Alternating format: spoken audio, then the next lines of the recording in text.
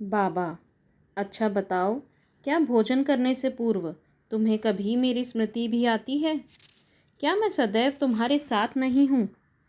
फिर क्या तुम पहले मुझे ही अर्पण कर भोजन किया करते हो? शिक्षा। इस घटना द्वारा बाबा क्या शिक्षा प्रदान कर रहे हैं, थोड़ा इस ओर ध्यान देने की आवश्यकता है।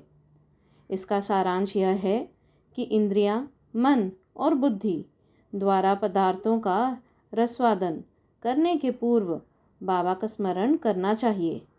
उनका स्मरण ही अर्पण की एक विधि है।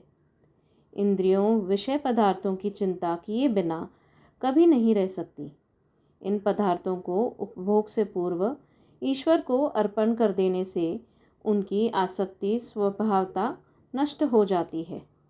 इसी प्रकार समस्त इच्छाएं, क्रोध और तृष्णा आदि कुप्रवृत्तियां को पहले ईश्वर को अर्पण कर गुरु की ओर मोड़ देना चाहिए। यदि इसका नित्याभ्यास किया जाए तो परमेश्वर तुम्हारी कुवृत्तियां के दमन में सहायक होंगे। विषय के रसवादन के पूर्व वहाँ बाबा की उपस्थिति का ध्यान अवश्य रखना चाहिए।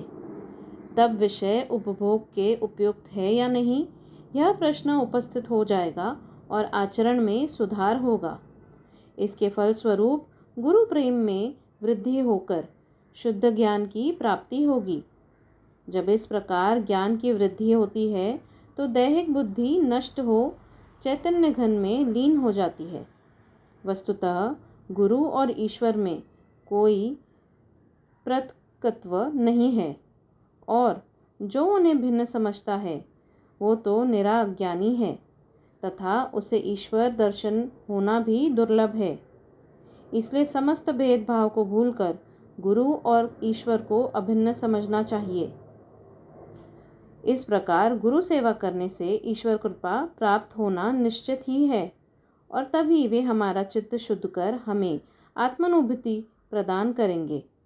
सारांश ये है कि ईश्वर और गुरु को पहले अर्पण किए बिना हमें किसी भी इंद्रियग्राह्य विषय का रसास्वादन न करना चाहिए। इस प्रकार अभ्यास करने से भक्ति में उत्तरोत्तर वृद्धि होगी।